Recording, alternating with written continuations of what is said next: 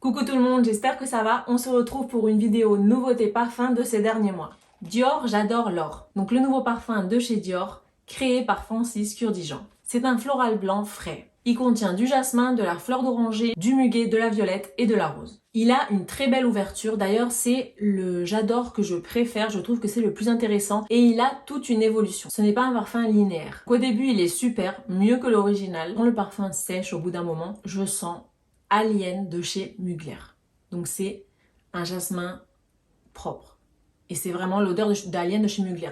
Personnellement, bon, je trouve plus intéressant que Alien de chez Mugler puisqu'il commence d'une façon et il termine d'une autre. Alors que Alien est plus linéaire. Je pense que ce parfum va vraiment plaire, qu'il va se vendre très bien et que ça sera un succès pour Dior. Cuir Grenat de chez l'Artisan Parfumeur. C'est un cuir qui est suave, qui est doux. C'est pas un cuir qui est fort, agressif. C'est plutôt comme la suédine, qui est fruité et un peu sucré. Il a été créé par le nez Christophe Reynaud et il contient de la framboise, du cuir et de l'ambre fixe. Je le trouve unisexe, légèrement plus féminin parce que c'est un cuir qui est un peu fruité, un peu floral, un peu frais. Et je trouve que c'est un super parfum qui contient du cuir mais agréable et raffiné. L'omniscient mystère Thompson de chez Penhaligon. Il appartient à la collection des flacons qui ont une tête d'animal. Celui-ci, il a une tête d'éléphant. J'adore toute l'histoire qu'il y a avec chaque personnage chez Penhaligon, avec chaque animal.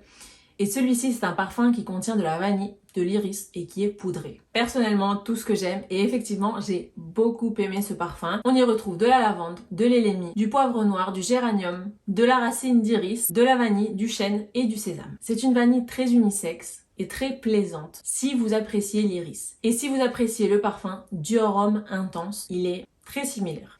D'ailleurs, Dior Homme Intense, c'est un parfum que j'aime beaucoup, que j'ai en décan et qu'un jour j'achèterai et qui est vraiment catalogué comme masculin, mais que je trouve vraiment unisexe et très agréable à porter, surtout dans les mois d'automne et d'hiver. Donc c'est un très beau parfum à la vanille, épicé avec de l'iris et des raisins. Très beau parfum, mais pas forcément original. Liqueur BPM de chez l'Orchestre Parfum. C'est un parfum sucré, boisé, qui contient du tabac et de l'alcool. Donc on sent direct qu'il contient du tabac et de l'alcool directement, c'est la première chose que j'ai senti. Le nez, c'est Pierre-Constantin Guéraud. Et on y retrouve de la liqueur, de la poire, du tabac, du bois de cachemire, du cuir, de la vanille, de l'amberwood et du patchouli. Donc c'est typiquement le parfum qui sent très bon, mais qui est très fort, très fort. Il vous faut 2 sprays parce qu'il est très fort. Il a un petit air d'Angel Share de chez Kilian.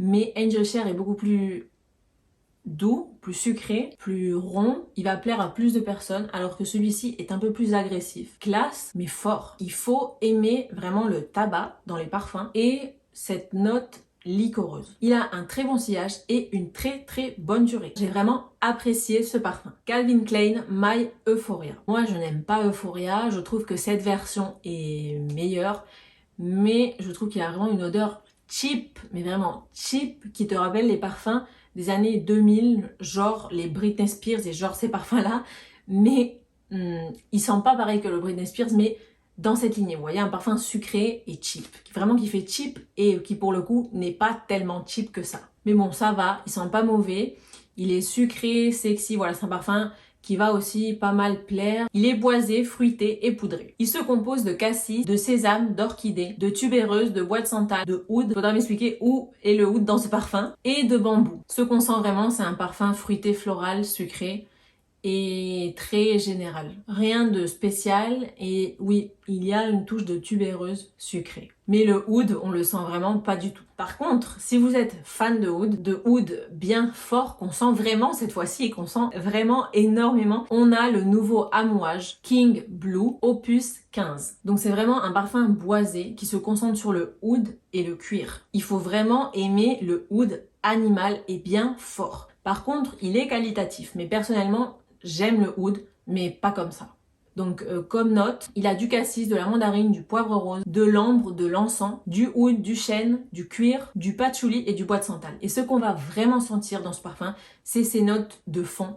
C'est le oud, c'est le cuir, c'est les bois et le patchouli. Il est fort, il est très masculin, il est plutôt sec et terreux et c'est un parfum qui ne va pas être discret. C'est vraiment un parfum avec un spray, on vous sent à 30 km. All of Me de chez Narciso Rodriguez, c'est un parfum qui se concentre sur la rose et qui est aussi floral et musqué poudré. Il a du magnolia, de la rose, du géranium bourbon, du musc et du bois de santal. J'adore Narciso Rodriguez, mais qu'est-ce qu'ils nous ont fait avec ce parfum?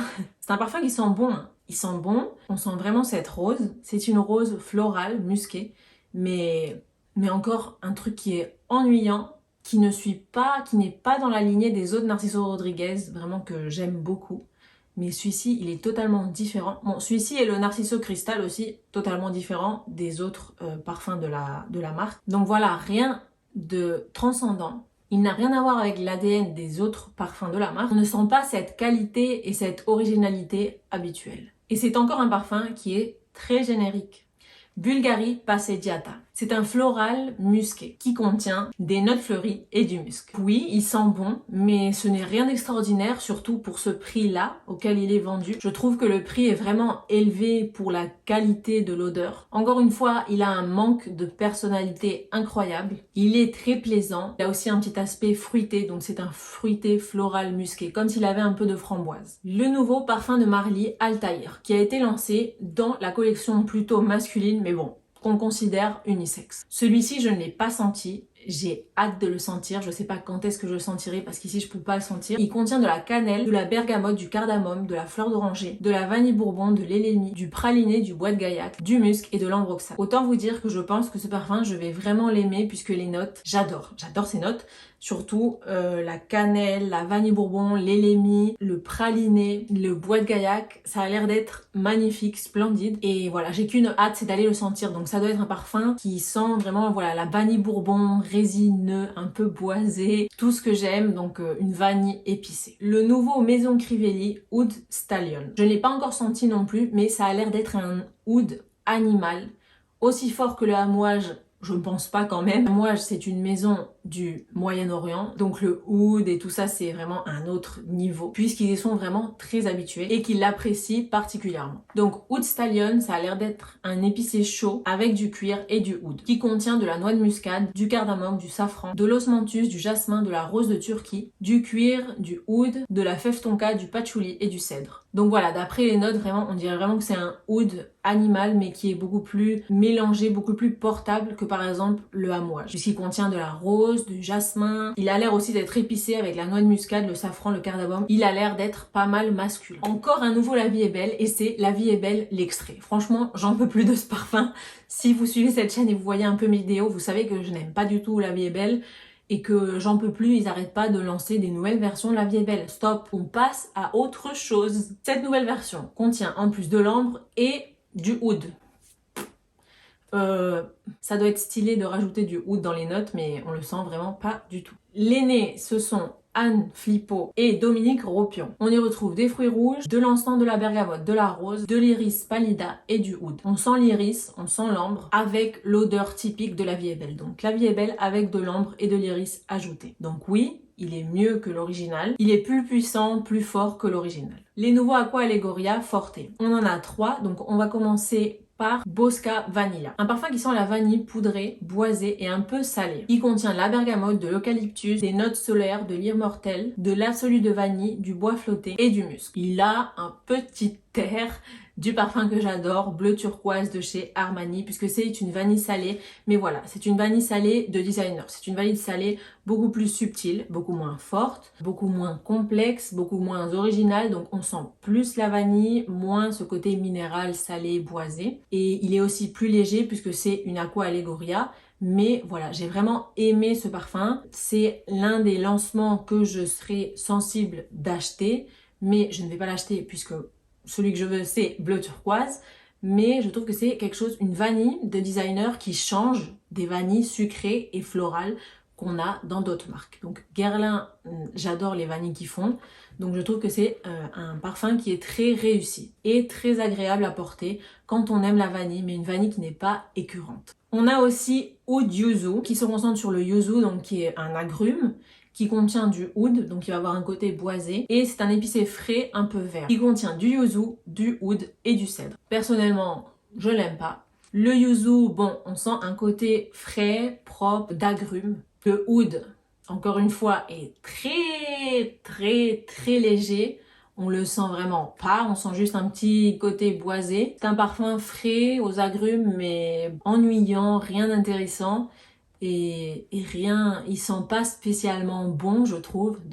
Et je pense que malheureusement ça va pas être un parfum qui va bien se vendre. Et pour terminer, Rosa Palisandro. C'est un parfum qui est boisé et qui sent la rose, un peu aromatique. Il a de la coriandre, du citron, de la rose de Damas, du palissandre, du géranium, du bois de santal et du patchouli. Donc c'est la version designer de la même marque de chez Guerlain, de leur collection privée de Santal Pao Rosa, qui est aussi un boisé à la rose épicée et qui est meilleur que celui-ci, mais voilà, c'est vraiment une odeur qui est similaire je trouve. C'est un parfum qui sent bon, mais bien sûr la collection privée sent mieux, sent meilleur, sent plus concentré, va durer plus longtemps et plus raffiné. Les personnes qui aiment en général cet ADN boisé rose, comme aussi le nouveau Tom Ford Café Rose d'ailleurs dont je n'ai pas parlé, qui sent bon, qui est aussi un parfum boisé et à la rose. C'est un parfum qui est dans cette lignée mais qui est plus léger. Et en général, le public qui aime ces parfums boisés, à la rose, un peu sec, c'est un public qui va se diriger plutôt vers des parfums comme les Tom Ford ou comme les collections privées. Et finalement, le nouveau parfum de la collection privée de chez Guerlain, c'est Tobacco Honey. Donc j'aime beaucoup la collection privée chez Guerlain, j'aime beaucoup Guerlain en général.